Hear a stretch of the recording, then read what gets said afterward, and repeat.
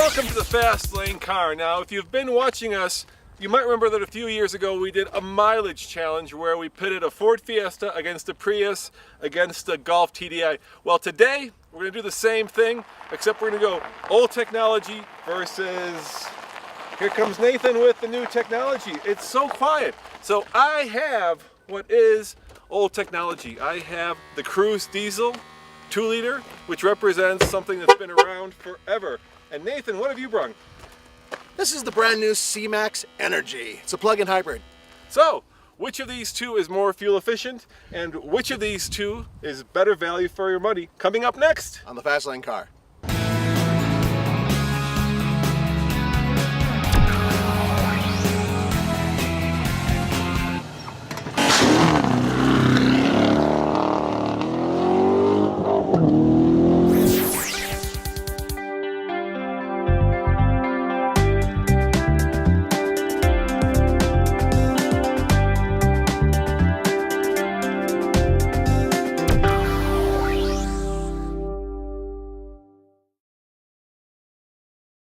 Nathan, diesels have been around a long time, and this is the way Europeans get their fuel economy. And this particular 2-liter, which is the secret sauce in this Cruze, gets 151 horsepower and puts out, get this, 264 pound-foot of torque, which makes it torquey and fuel efficient. How about your new technology?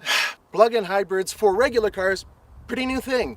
This particular one, you can go about 40 miles on just an electric charge. Now, if you combine the horsepower of the gas motor and the electric motor, you get 188 horsepower, which isn't too bad. This thing is actually kind of frisky.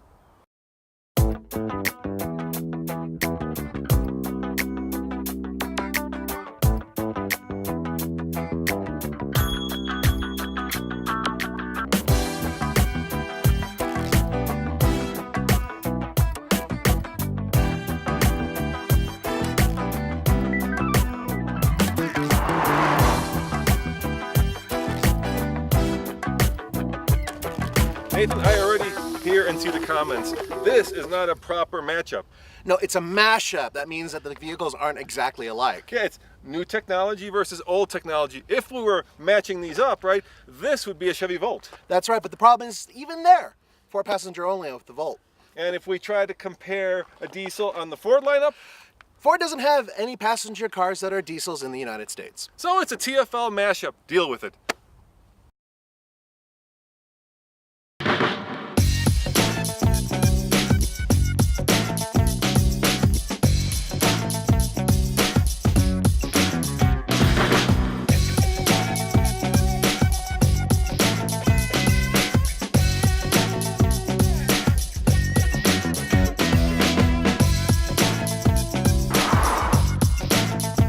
Now Nathan, we have to establish ground rules, obviously, so we will drive both cars on an identical loop with both city and highway driving. Okay.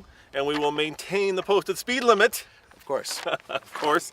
So here's a question, Nathan. Yeah. What is your, and don't talk about MPGE because you've run the battery down, so Yeah. this is running like a regular hybrid at this point. Yeah, it's running like a regular hybrid. There's no MPG that I can talk about, even though it's 100.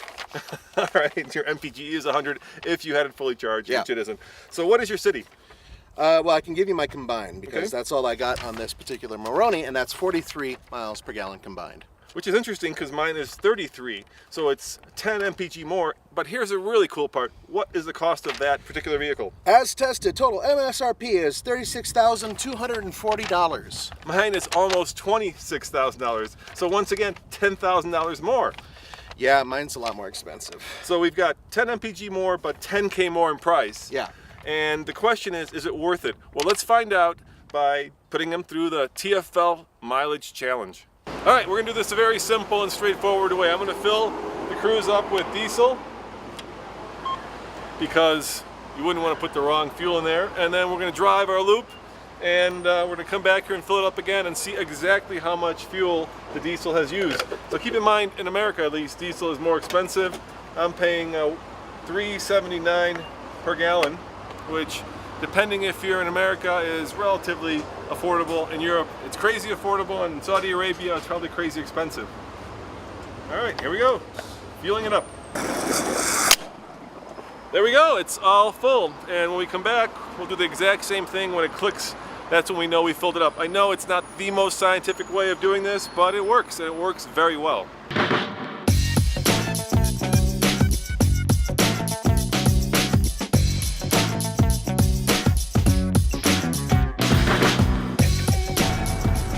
All right, Nathan, it's 102 degrees outside. It's September. What the hell's going on? All right, here we go. I am resetting the trip odometer. It is reset. So right now, we can also use the car's little technology center here to give us exactly what it thinks we're driving. Hey, here's the irony of the whole thing.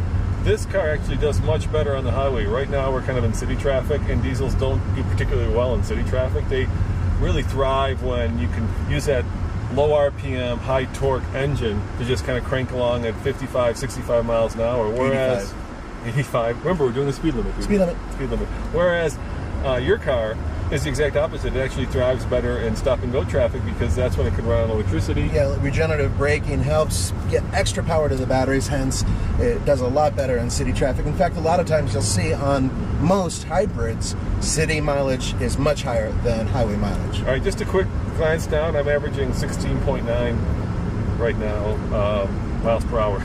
It was miles per hour. By the way, folks, 15.1 MPG. MPG, okay. I still give General Motors a lot of credit for bringing a four-cylinder diesel to the United States that is relatively affordable. Yeah, and it's, you know, style-wise getting a little long in the tooth, I would say now. I think it's looking a little dated. But in general, it's a pretty modern car, and you got all the amenities that you'd want in something that costs $25,000. And you got a fuel tank that holds diesel, which gives you, I believe, over 600 miles in range if we were to run this thing all the way dry.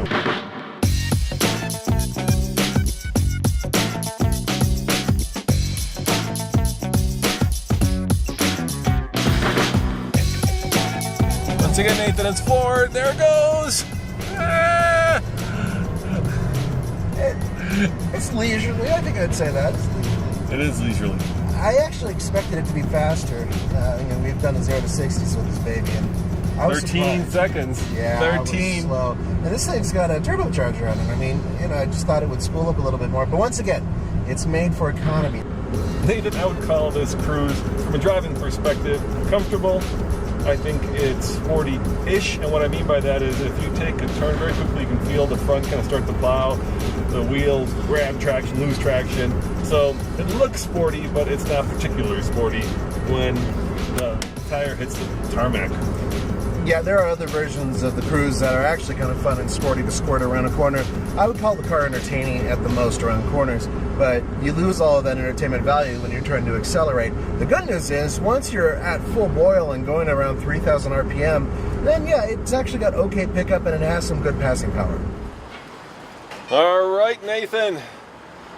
I know, diesel, thank you. I'm here to remind you. Enter. Would you like a car wash? No, I would not like a car wash. One moment, please. Would you like fries with that? I would like fries with that. I'm getting kind of peckish, actually. I'm a little peckish. All right. Let's make sure we hit the diesel button. Of course, diesel is more expensive here. It's, how much is it? $3.75? Yeah. That's not too bad. All right, here we go. Roll on the numbers, please.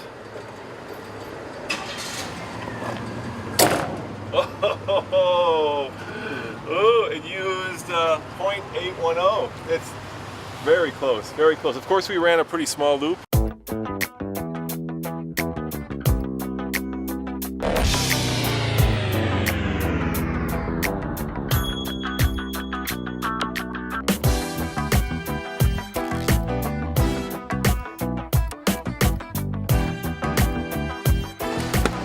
This baby takes regular gasoline. You don't need premium, and it's capless. So you can just shove it in there and simply fill it up. That's if it lets me fill it up, which it might not.